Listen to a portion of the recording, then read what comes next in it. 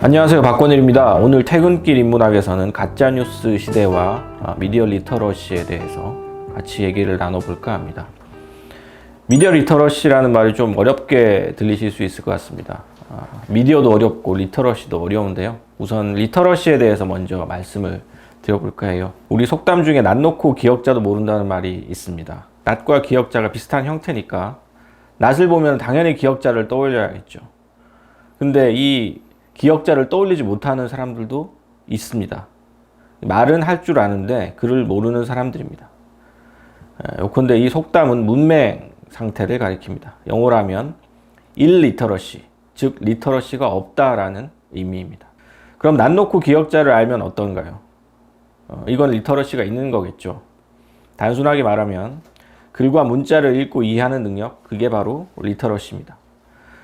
문해력 또는 문식성 같은 말로 번역이 되곤 합니다. 그런데 이제 문해력이나 문식성 같은 말은 맥락에 따라서 조금 의미가 다르기 때문에 요즘은 그냥 리터러시라고 영어 단어 그대로 부르는 경우가 많습니다. 자, 그럼 리터러시는 왜 중요할까요? 단적으로 말하면 우리가 문자 문화 속에서 살아가기 때문입니다. 우리는 물론 문자를 사용하지 않으면서 소통하기도 합니다. 무엇보다 말로 대화를 하니까요. 제스처나 손동작이나 표정 같은 것으로 뉘앙스를 풍부하게 합니다. 이거는 문자 문화와 구별해서 구술 문화라고 합니다. 오래전에는 문자를 읽고 쓰는 사람은 극소수였습니다. 지배계급 외에는 문자를 가르치지 않았습니다. 심지어 문자를 대중들이 알지 못하게 억압을 하기도 했죠. 하지만 근대에 가까워지면서 문자는 모든 대중들에게 필수적인 지식이 됩니다. 문자의 효율성은 구술에 비할 바가 아니었습니다. 무엇보다 담고 있는 정보량이 압도적이었습니다. 민주주의가 확산되면서 신문과 소설이 다수의 대중에게 읽히게 됐습니다. 대중들은 이제 과거와 달리 굉장히 똑똑해졌습니다. 대중의 시대, 민주주의 시대는 문자 문화의 거대한 확산을 수반했습니다. 이제 리터러시는 정치적으로, 사회적으로, 문화적으로, 또 상업적으로 필요 불가결한 조건이 되었습니다. 문맹 상태에서 벗어나면, 즉 글을 읽을 줄 알면 일단 리터러시가 있는 거라고 말씀을 드렸는데요. 그럼 그걸로 끝인가? 그렇진 않죠. 예컨대 이런 문장이 있다고 합시다. 내 의지의 준칙이 언제나 보편적 입법의 원리가 되도록 행위하라. 이 말을 어디서 보신 분도 계실 겁니다. 철학자 임마누엘 칸트의 실천 이성 비판에 나오는 정언 명령이죠. 이 문장은 한글로 표기되어 있지만 낯 놓고 기역자를 아는 사람이라고 해서 모두 이 문장의 의미를 정확히 이해하지는 못합니다. 마스크를 착용하세요 라거나 오른쪽으로 걸으세요 같은 안내문을 이해하기는 쉽지만 이 칸트의 정언 명령을 이해하기란 사실 쉽지 않습니다. 리터러시에서 중요한 것은 단순히 글을 읽을 수 있는가 여부가 아니라 글을 얼마만큼 정확히 이해하는가입니다. 이렇게 따지면 글을 읽을 수는 있지만 글의 의미를 제대로 파악하지 못하는 사람은 사실상 문맹이라고도 할 수 있습니다. 리터러시, 즉 문해력 수준을 국가별로 비교한 최근 통계를 보면 우리가 흔히 선진국이라고 부르는 나라의 문맹은 드물었습니다. 하지만 문해력이 낮은 경우는 또 많았다고 합니다. 문해력을 말할 때 가장 많이 드는 사례가 바로 약 설명서인데요. 우리가 약을 사면 그 약의 뒷면이나 들어있는 종이에 복용시 주의사항 같은 것들이 적혀 있습니다. 이 설명서의 내용을 정확히 이해할 수 있는가는 사람의 목숨에 직결된 사안이기 때문에 매우 중요하죠. 문제는 성인들 상당수가 이 약 설명서의 의미를 정확히 이해하지 못한다는 사실이었습니다. 약 설명서뿐만이 아니라 우리가 살아가는 데 있어서 매우 중요한 정보들이 문자로 주어집니다. 신문의 주요한 기사들이나 공직선거 후보자들의 공보물 같은 것이 그런 정보들입니다. 그런데 이 정보들에 담긴 의미를 제대로 이해하지 못한다면 어떨까요? 그것은 사회 근간을 흔드는 혼란과 위기로 이어질 수 있을 겁니다. 그래서 OECD 같은 국제기구나 학자들이 리터러시를 연구하고 조사하면서 이 리터러시를 어떻게 하면 높일 수 있는가, 그 방법을 오랫동안 연구해 왔습니다. 1994년부터 1998년 사이에 IALS, 즉 국제 성인 문해력 조사라는 것을 조사한 적이 있었습니다. 여기서 한국이 매우 저조한 지표를 기록하게 됩니다. 조사 국가들 중에서 굉장히 하위권에 속했던 거죠.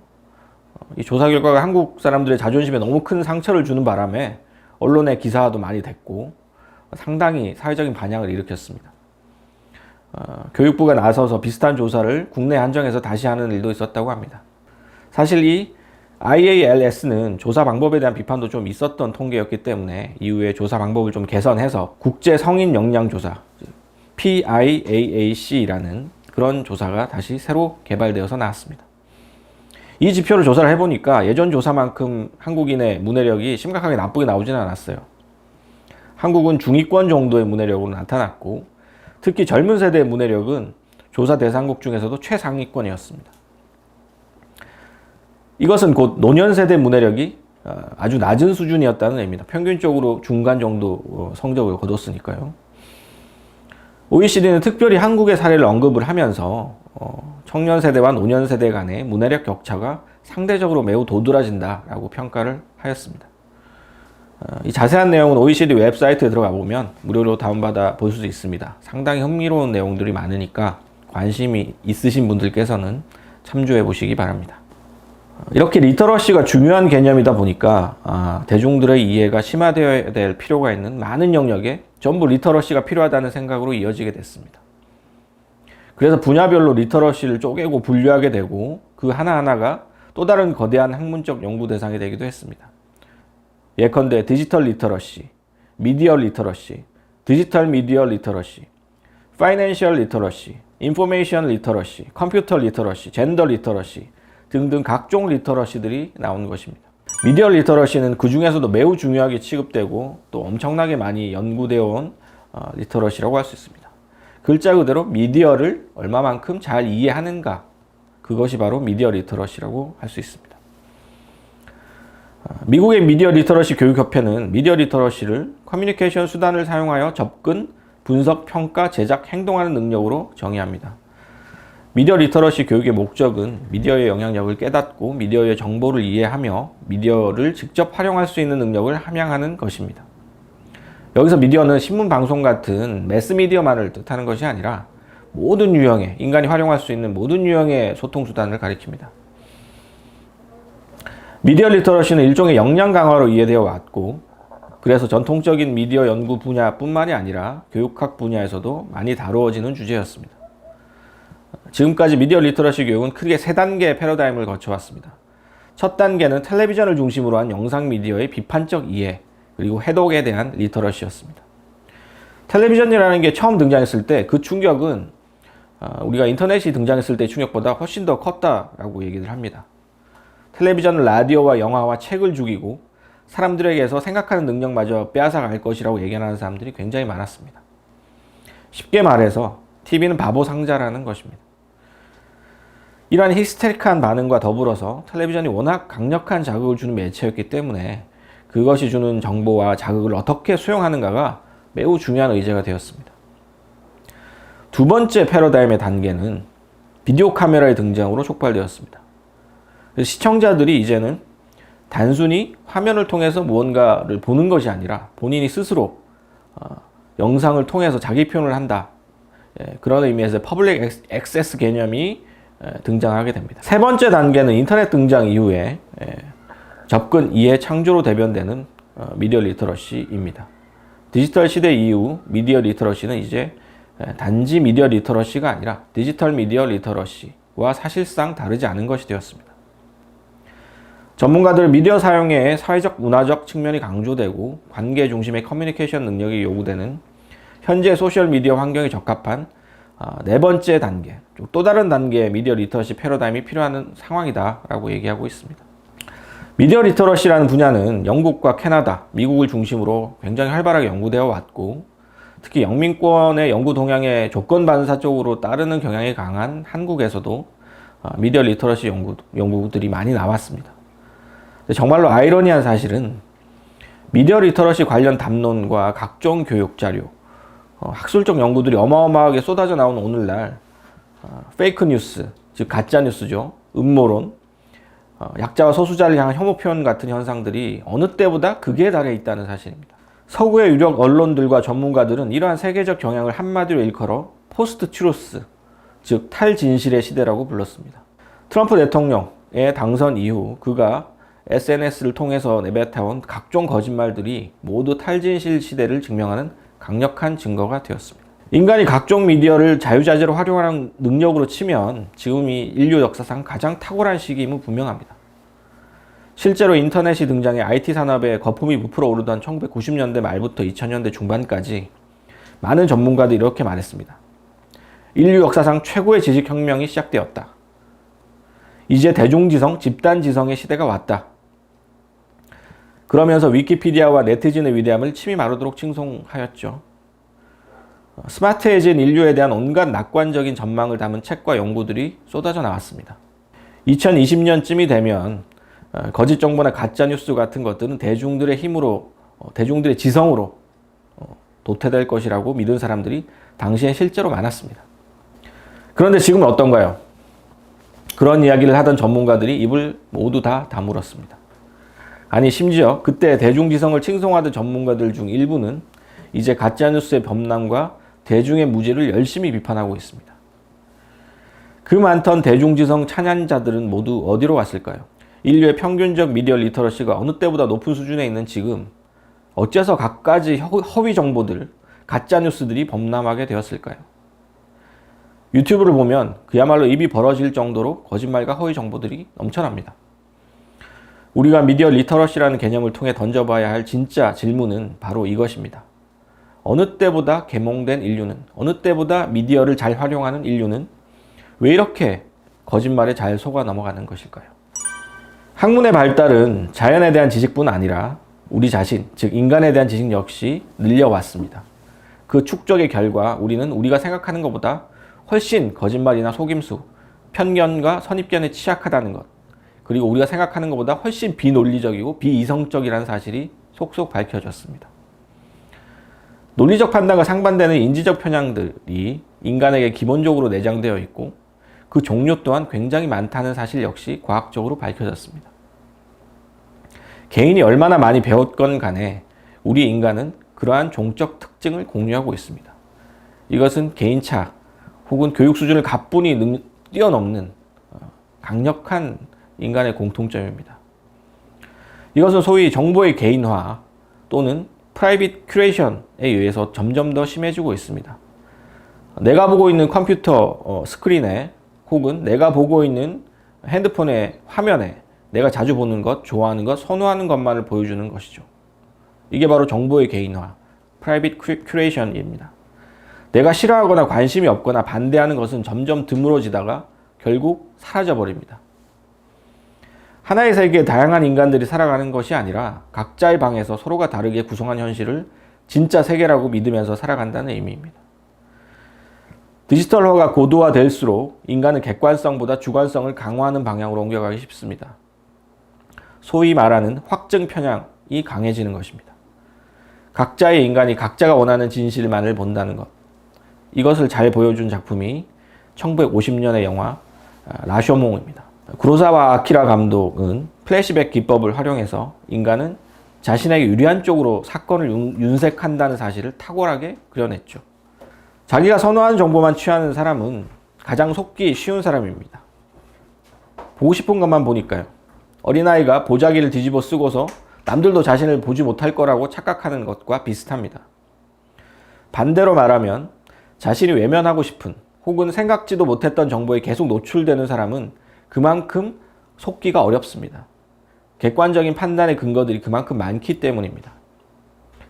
호모사피엔스는 원래도 잘 속아 넘어가게 프로그래밍된 동물이었습니다.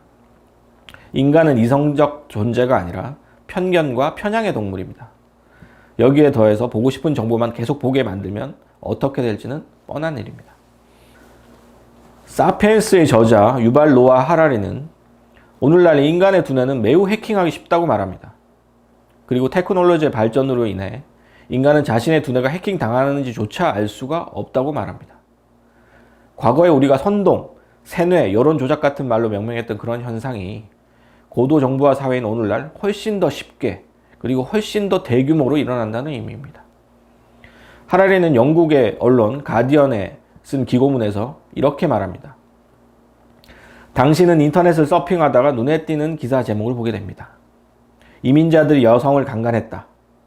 당신은 이 기사를 클릭합니다. 바로 그 순간 당신의 이웃은 다른 기사 제목을 보게 됩니다. 트럼프는 이란의 핵공격을 준비하고 있다. 그녀는 이 기사를 클릭합니다. 또 이 두 기사는 모두 가짜뉴스이며 러시아의 트롤 혹은 사람들을 끌어들여 광고 수익을 올리려 하는 어느 인터넷 언론이 만들었을지 모릅니다. 당신과 당신의 이웃은 그 기사를 자유의지를 따라 클릭했다고 생각할지 모르지만 사실 두 사람은 모두 정신을 해킹당한 것입니다. 하라리에 따르면 쥐나 원숭이와 달리 인간은 자유의지를 가지고 있다고 믿어지고 바로 이러한 사실이 우리의 감정이나 선택에 궁극적인 도덕적 정치적 권위를 부여한다고 합니다. 그러나 동시에 하라리는 자유의지라는 것이 과학적으로 검증된 사실이 아니라고 주장합니다. 그것은 기독교 신학이 만든 신화일 뿐이라는 것이죠. 신학자들은 어떻게 신이 죄인을 벌하고 성자에게 상을 줄 권리가 있는지를 설명하기 위해서 자유의지를 발명했는데 이제 우리는 자유의지가 실제한다고 믿어버리게 됐다는 것입니다. 그러나 많은 과학적 연구들은 그 반대, 즉 자유의지는 허구라는 사실을 보여주고 있습니다. 또 하라리는 우리가 오늘날 자유의지라는 환상 뒤에 무엇이 있는지를 탐험하기보다 오래된 환상이 제공하는 피난처를 찾아 숨고 있다고 비판합니다. 인공지능과 생체공학의 도전에 응전하기보다 자유주의보다도 더 과학적 현실과 거리가 먼 종교적, 민족적 환상에 빠져들고 있다고도 말합니다.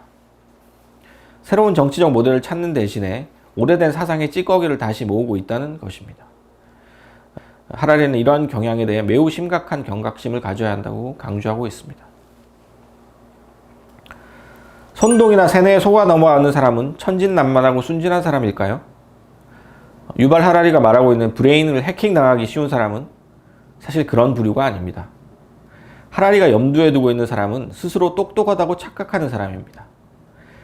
비유하자면 책을 한 권도 안 읽은 사람이 아니라 책을 딱 한 권만 반복해서 읽는 사람이 가장 속기 쉬운 사람이라는 것이죠. 책을 한 권도 안 읽은 사람은 기준점이 없어서 판단 자체를 내리기 어렵습니다. 반면에 책을 딱 한 권만 읽은 사람은 오직 기준이 그 책 한 권이겠죠. 다른 가능성을 배척하고 자신에게 친숙한 방식으로 또 자신이 이해하기 유리한 방식으로만 현실을 재구성하게 됩니다. 그렇게 자신이 선호하는 사실만 취합해 그럴듯하게 구성한 이야기. 그것이 바로 음모론입니다. 외계인 납치설, 달 착륙 조작설, 지구 공동설, 백신을 맞으면 자폐증이 걸린다는 반백신주의 등등 이런 것들이 대표적인 음모론이죠. 한국에는 유독 정치적 음모론이 많습니다. 사람들은 자신이 믿지 않는 음모론을 비웃으면서 동시에 자신이 믿는 음모론의 경우 그것은 음모론이 아니라 숨겨진 진실이라고 강변합니다. 가짜뉴스에 관한 전 세계의 수많은 여론조사는 놀라울 정도의 공통점을 보여주고 있습니다. 대다수 사람들은 자신은 똑똑하고 판단력을 가지고 있지만 다른 사람들은 음모론에 휘둘리는 무지한 사람이다라고 생각하는 경향이 있다는 것입니다. 그리고 앞서 얘기한 것처럼 그렇게 내로남불적인 진리관을 가진 사람이야말로 음모론과 각종 가짜뉴스에 가장 잘 속아 넘어가는 사람들입니다. 음모론에 대해 많은 사람들이 착각하는 점이 있습니다. 그것이 무지, 정보의 부족, 비합리성에 기인한다는 것입니다. 그렇지 않습니다. 실상은 오히려 반대에 가깝습니다. 음모론은 오히려 일종의 과잉 합리화 혹은 과잉 서사화입니다. 무지해서가 아니라 지나치게 합리화하고 지나치게 서사화를 해서 음모론자가 된다는 것이죠. 시공간적 제약과 인식적 한계 때문에 인간은 결코 실체적 진실을 온전히 재구성할 수 없습니다. 사실들은 언제나 구멍이 숭숭 나 있고 진실에 가장 가까운 이야기에도 설명되지 않는 얼룩들이 남아 있습니다. 그것은 어쩔 수 없는 세계의 공백인 것입니다. 그런데 음모론자들은 그러한 공백과 얼룩에서 자신이 보고 싶은 것을 투사하는 사람들입니다. 그래서 잘 설명되지 않는 부분들을 재구성해서 매끈한 이야기로 다시 재가공합니다. 하지만 단 하나의 실체적 진실 또는 진리가 존재한다는 확신이야말로 사실 음모론의 최적의 토양이 됩니다. 우리는 쉽게 가짜뉴스라고 말하지만 사실 가짜뉴스와 진짜뉴스의 구분선은 그리 명료하지 않습니다. 명백한 허위 정보도 분명히 있지만 같은 사건에 대한 경합적 해석이라는 것은 분명히 존재합니다. 그리고 그 경합 과정에서 어쩔 수 없이 범하는 오인이나 오류, 착각 같은 것들도 있습니다. 그런 것들을 전부 싸잡아서 가짜뉴스라거나 음모론이라고 부른다면 그것이야말로 가짜뉴스의 확산에 일조하는 행동이 되고 맙니다. 사실 우리가 살아가는 현실은 대부분 이러한 회색지대에 놓여 있습니다. 그럼에도 불구하고 인간은 무의미함 무의미 자체를 견디지 못합니다. 인간은 어떤 사건에 의미가 없다면 끝내 만들어내고야 마는 동물입니다. 그 의미는 언제나 자기 중심적이고 자기 부족 중심적으로 구성됩니다. 그래서 자신의 중거틀 안에서는 그럴듯하게 여겨지는 반면 바로 그렇기 때문에 오류투성이가 됩니다. 이러한 자의적 상상력은 지금의 문명을 만들어낸 원동력이었지만 동시에 우리가 지금 앓고 있는 최악의 질병 중에 하나가 되었습니다. 지금까지 리터러시와 미디어 리터러시 교육은 정보를 정확히 파악하는 기술과 역량을 강조해 왔습니다. 그러나 기술과 능력이 뛰어나도, 즉 합리적이고 효율적으로 사고한다고 해도 오류에 빠지지 않는다는 보장은 없습니다. 합리성과 효율성은 정당성과는 별개의 개념이기 때문입니다. 인간은 아무리 사악한 목적을 가졌더라도 그 목적을 위해서 합리적일 수 있습니다. 그러한 도구적 합리성에 가장 충실했던 집단 중 하나가 바로 히틀러의 나치였습니다. 그들은 자신의 목적인 유대인 절멸을 위해서 가장 합리적인, 가장 효율적인 방식을 고안했습니다. 정보를 정확히 읽어내는 것은 중요하지만 우리가 처한 지금의 어려움은 그것만으로는 해결하기 어렵습니다. 우리에게 필요한 것은 타자의 입장에 서는 역지사지의 능력입니다. 그리고 자신을 돌아보는 성찰적인 지성입니다. 또한 미디어에 나온 것만이 아니라 미디어에 나오지 않은 것들, 미디어가 은폐하고 있는 것들, 그런 것들을 상상해내는 상상력도 필요합니다. 그것은 역량이나 능력이라기보다 차라리 어떤 윤리적 태도라 불러야 더 정확한 것일지 모르겠습니다. 오늘 퇴근길 인문학에서는 가짜뉴스 시대와 미디어 리터러시에 대해서 이야기를 나누어 보았습니다. 오늘 이야기를 통해서 가짜뉴스에 우리의 두뇌가 해킹 당하지 않기 위한 작은 실마리를 얻으셨길 바랍니다. 감사합니다.